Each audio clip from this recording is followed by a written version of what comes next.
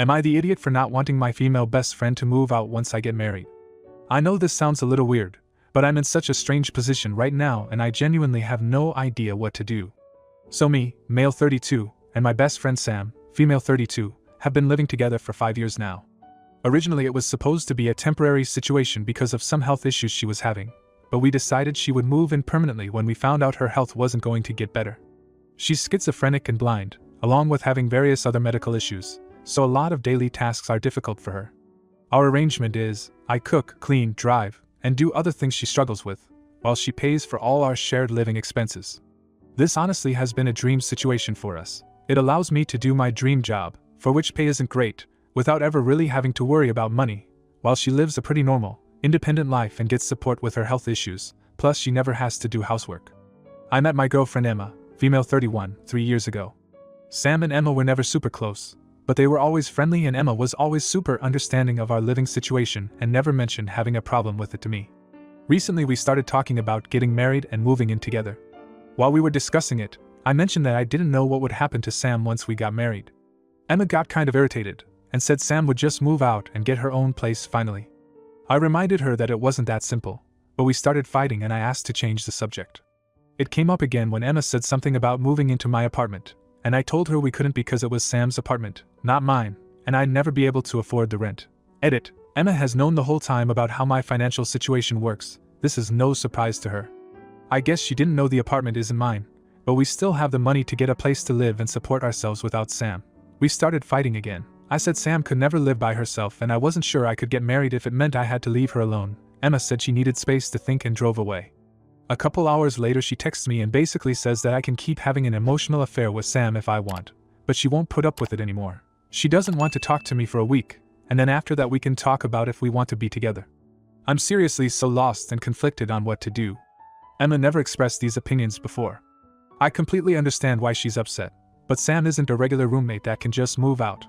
I want to be with Emma and live with her, but I can't just kick Sam out on the side of the road either.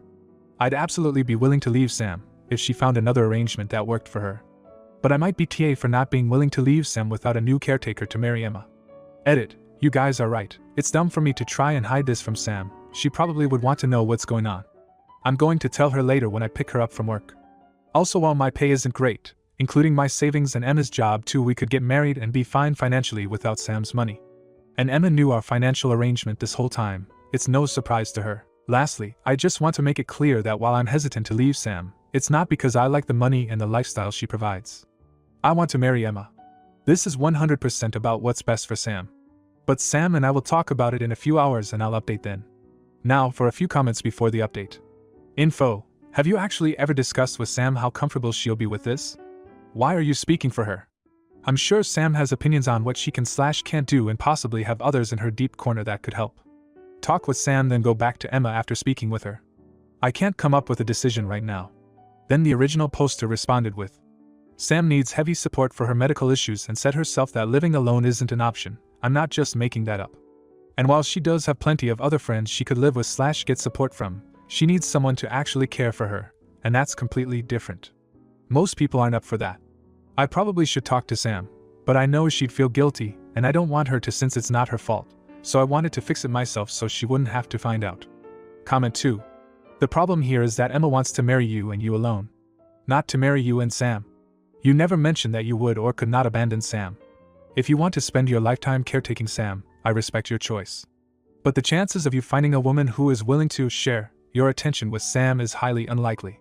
No idiots here. Now for the update. Hi guys. Thanks so much for all the comments and advice on my last post. I just wanted to update you all on the situation since then. You guys were right that I should have included Sam in the conversation about all this from the beginning. She was, like me, surprised at Emma's reaction. Sam and I agreed that open communication between all three of us is the best way to fix this, so we decided not to talk about it until all of us were talking together.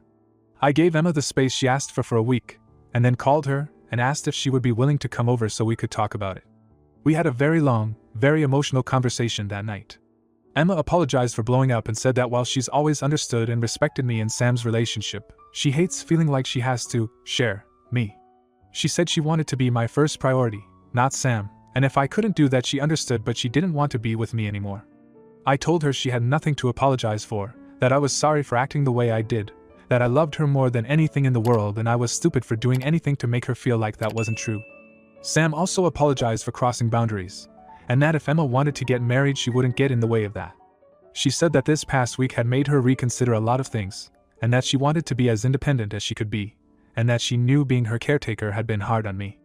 We did a lot more talking than that, but that was the gist of the conversation. I asked Emma, when we were alone, if she would take me back. She said she loved me and she was glad for my change of heart, but she still needed space to think about if our relationship was going to work. 2 days ago we went out on our first date since then, and she told me she wanted to try again. I asked her to marry me, and she said yes. We managed to find a place a short walk from Sam's, and we've been helping her look into medical caretakers and housekeepers so she can have some space and independence. This is a huge change for all of us, but Sam will still be a part of me and Emma's life. She just won't depend on me anymore. And anyways, I think all of us were ready for a new chapter. Everything has worked out so much better than I could have hoped for. I'm so lucky to have such special people in my life. Thanks again to everyone who helped me with this. Edit. Honestly, I can't believe the people predicting the collapse of my marriage or telling me to abandon my best friend.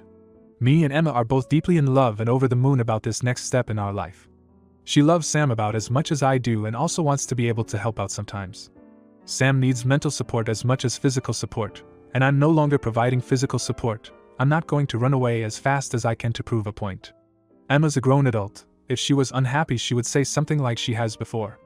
Honestly, I wasn't looking for advice, just wanted to share this fantastic news. Some of you guys are pretty cruel. This is really ruining my happiness about being engaged, so I might end up taking it down. We'll see. Comment 1. After reading through the OG post, do you think it best to get a new place so close to Sam? Will you not be tempted to be going over there and fall into your old ways?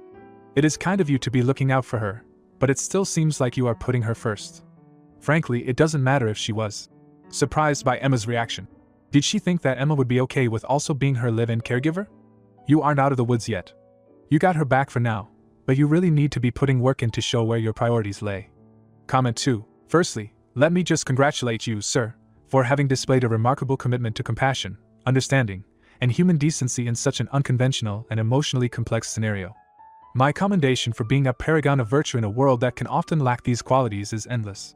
However, my first comment has to be that you are inarguably the sheriff of a whole town for this entire scenario, and let me explain why. You've got this savior complex going on with Sam, using her health issues to make you feel better about yourself. It's quite pitiful when you look at it objectively. The fact that you took upon yourself the role of a caretaker for your adult friend, out of what? Misguided nobility? A hero complex? Don't make me laugh. Secondly, to Emma. Emma? What are you doing, my dear? You are selling yourself short in a major way. You're marrying a man who has one foot in another relationship already. It's only a matter of time before you realize you've signed up to be second best. I just hope it's sooner rather than later, because no one deserves that. And Sam, if you're reading this, you've allowed yourself to become a burden on your friend. It's simply not okay, even if your health isn't great. No adult should have to care for another in such a dependent way unless they're a professional caregiver. Take some responsibility, woman. So, in essence, you're all TA. Please, everyone, prove me wrong. Show me how this dysfunctional tricycle isn't destined to crash and burn. Seriously, enlighten me. Now, for the next story. Am I the idiot for being a burden on my sister? When I, male 21, was a kid, my mom passed away and my sister, female 28, was basically my maternal figure. This happened when I was 6 and my dad goes to work at 5 a.m. and only comes back around 11 p.m. My sister usually took care of me. She sacrificed a lot to take care of me, and she spoiled me a lot too. Despite my dad telling her not to worry about cooking, she would always come home from school and cook, and she was the one who helped me pack for school trips. My dad and I are really grateful to her, and she always says she wouldn't have done anything different. She was basically my mom, and I'm very close with her. She calls me daily and checks in on me, and does the same with my dad. Once again, for my dad and I, we couldn't imagine life without her. We both feel really bad about her sacrificing her childhood, but she insists she didn't sacrifice anything as she still did stuff and all she did extra was cook and help take care of. But that's a huge responsibility that me and my dad acknowledge. My sister and her girlfriend 24F have been in a relationship for 2 to 3 years. I recently moved to my sister's city after transferring to her college. I went to visit her and her girlfriend and catch up over lunch since it's been 6 to 7 months since I've seen my sister. This was my first time meeting her GF. When I saw my sister and met her GF, everything was normal. My sister invited me to visit their apartment whenever I had a chance. My sister asked me if I wanted some of her home-cooked meals she made for me as a kid, and I smiled and asked if she could make one of my favorites. I love my sister's cooking and I was really happy she offered. Her GF's face contorted, but she didn't say anything. My sister got called into a work emergency at her hospital and told me and her GF to continue lunch without her and finish meeting each other. As soon as my sister left, her GF's attitude started changing. She told me my sister always spoke so fondly of me when all I seemed like was a burden, and how my dad and I were misogynistic and brainwashed my sister to be our servant. Shegf said she has some my sister, a victim who doesn't realize she's a victim. She said so many hurtful things and said I came back into my sister's life, and even now I'm being a burden by asking her to cook for me. We both left, but it didn't end there. She messaged me on Instagram with more of the same stuff. She said if I care about my sister I won't tell her the conversation we had, since my GF was just looking out for my sister, and I would slowly take me and my dad out of my sister's life. I feel so bad. I never wanted my sister to lose her childhood or be my servant. The more I think about it, the more I think maybe her GF is right? So am I the idiot for being a burden on my sister her entire life? Should I slowly distance myself from her? What do I do to let her live her own life? Now for a few comments before the update. Not the idiot. Tell your sister immediately. Her GF is trying to alienate her from her family, and is likely controlling her other relationships as well. You aren't a burden, and the GF sounds like the sort of poison you don't want anywhere near your sister, who seems like a very kind person. You have written proof that the GF is harassing you and manipulating your sister. I recommend you send it to your sister. Then the original poster responded with, "But what if this ruins their relationship? My sister seems happy with her. I don't want to once again be the reason she sacrifices it. Knowing my sister, there's a good chance she may end it because she tends to be overprotective of me. What if she ends up denying herself happiness?" Comment 2. Not the idiot. Please tell your sister what is happening. This is not okay. Also, as someone who had a hand in raising my younger sister, and have more of a mom/daughter relationship with, I would do it all over again in a heartbeat. Yes, I gave up a lot, but the love and pride I feel for my sister is more than I ever could describe. It sounds like your sister may feel the same about you. Don't let this girlfriend tear that apart. Now for the update. Thank you all for your advice. I collected evidence of my sister's GF and the messages she sent me, and was thinking about whether or not to show my sister. I talked to my father about it since it includes him too, and my father cried at the thought of his daughter being better off without him. But both my father and I don't want to cut my sister out of our life, and we thought we were selfish. My father has never cried except for when my mom died. He didn't cry when his parents died. But that day he cried, thinking about not having contact with his daughter. The second time in my life I've seen him cry. I finally showed my sister with my dad, and she was shocked.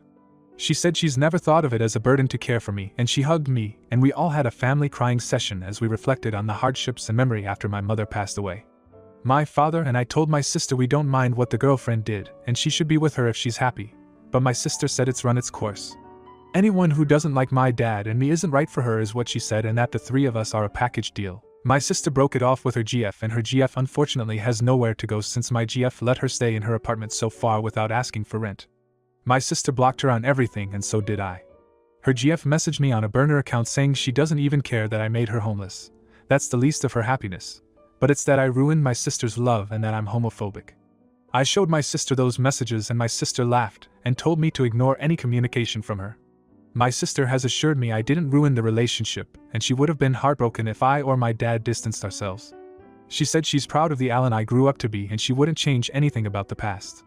We both cried again. That's it. Thank you, Reddit.